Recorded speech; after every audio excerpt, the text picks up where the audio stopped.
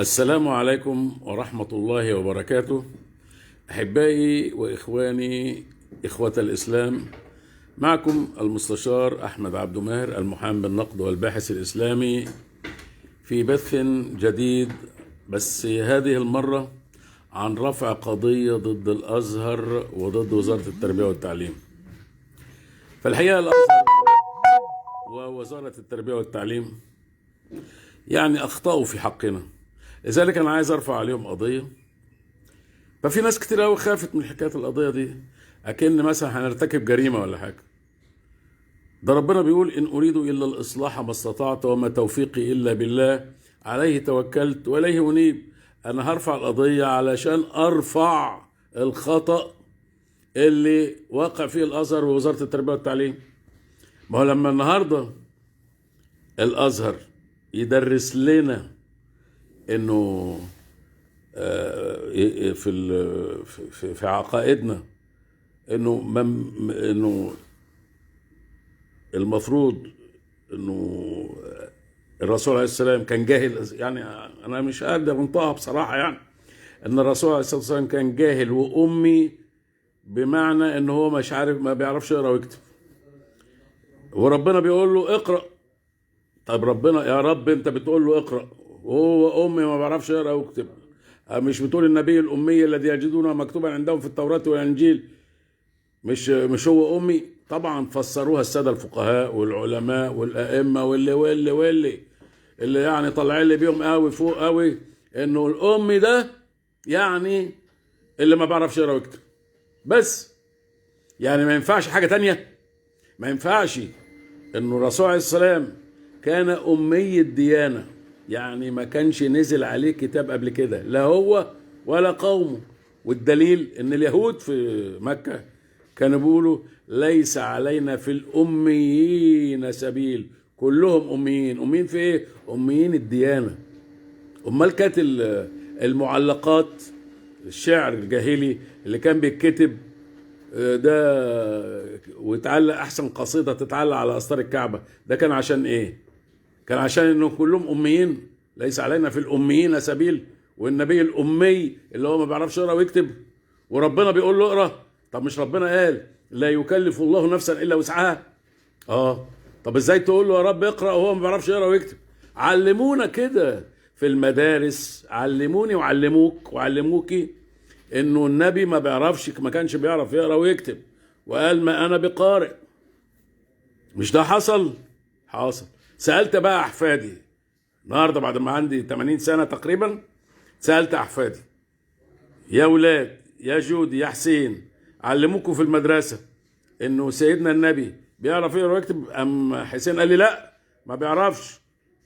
إذا ده خطأ متواتر على الأجيال كلها، مصر عليه السادة الأزاهرة ومصر عليه رجال التربية والتعليم، وكله غلط في غلط. ليه؟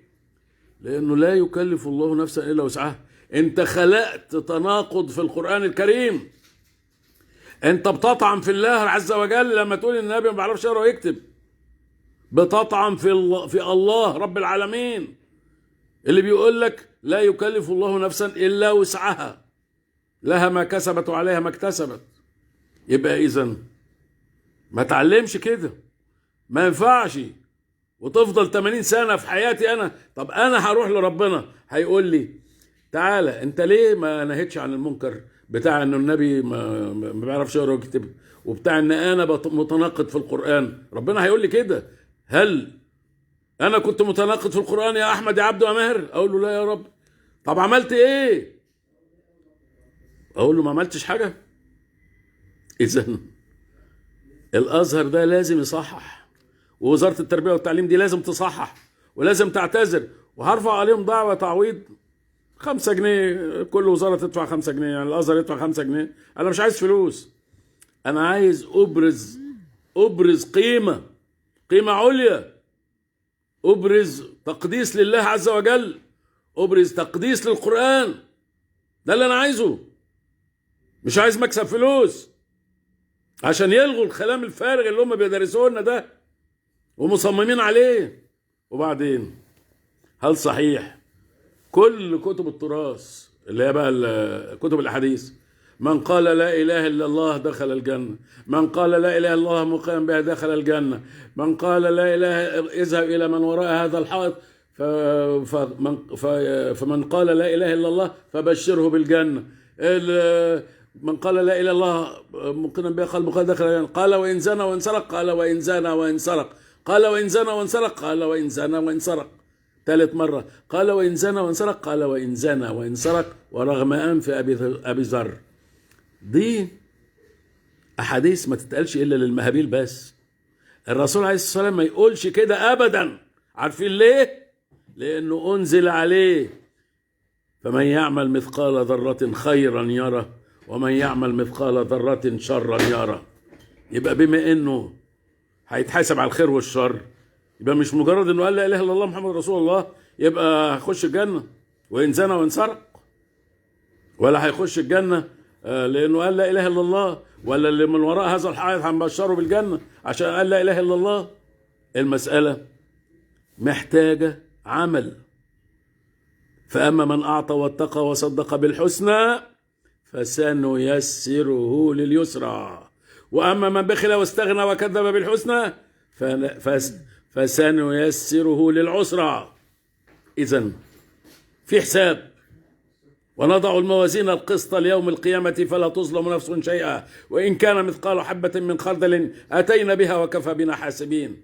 ويبقى إذن بقى اللي محكوم عليهم بالإعدام واللي عشماوي بيقول له قول أشهد أن لا إله إلا الله وأشهد أن محمد رسول الله قبل ما يغملوا عينيه عشان يشنقوا، كلهم هيخشوا الجنة، لأنه من كان آخر كلامه من الدنيا لا إله إلا الله دخل الجنة. يا حلاوة، خلاص يعني نلغي القرآن كله بقى وكل واحد يعمل. وده بقى ايه؟ طلعوا منها فقه اسمه فقه ختام الاعمال. لو انت وانت بتموت كده وبتطلع في الروح قول يا احمد لا اله الا الله محمد رسول الله، اما قال لا احمد لا اله الا الله محمد رسول الله، خلاص صفى لبن حليبه قشطه. يعني مفيش حد، مفيش عذاب، مفيش حساب، مفيش عقاب، مفيش. ايه ده؟ ايه اللي انتوا فيه ده؟ كل ده عشان تعادوا الآخرين أو عشان تعشموا اللي بيقولوا لا إله إلا الله، حتى لو كانوا جهلة، حتى لو كانوا مفترين، حتى لو كانوا ظلمة، حتى لو كانوا. إيه ده؟ إيه الفقه ده؟ إيه العبط ده؟ لذلك معلش طبعا ممكن واحد يستغرب يقول هو بيعمل كده ليه؟ عشان عنده 80 سنة يا سيدي. ما أنت المفروض تقول لي يا جدو، المفروض تقول لي يا بابا، المفروض تقول لي يا عمي، مش كده ولا ايه؟ طبعا هلاقي 1000 واحد سلفي هيقول كلام تاني طبعا، لان هم تربيتهم كده واخلاقهم كده منهم لله بس. انما اللي انا بقوله ده هو ده الكلام اللي يخش الدماغ، هو ده الكلام بتاع الناس العاقلين. انما تقول لي انه من كان اخر كلامه من الدنيا لا اله الا الله دخل الجنة، اقول لك لا، مش بالاخر يا حبيبي، ومش بختام الأعمال يا حبيبي، هتتحاسب على كل صغيرة وكبيرة. ونضع الموازين القسط ليوم القيامة فلا تظلم نفس شيئا وإن كان مثقال حبة من خردل أتينا بها وكفى بنا حاسبين. أنا كده أكتفي وأشكركم وآسف للإطالة، وربنا يخليكم ليا وربنا يخليني ليكم وربنا يرحمني ويرحمكم ويبصرنا بالطريق الصحيح. شكرا جزيلا.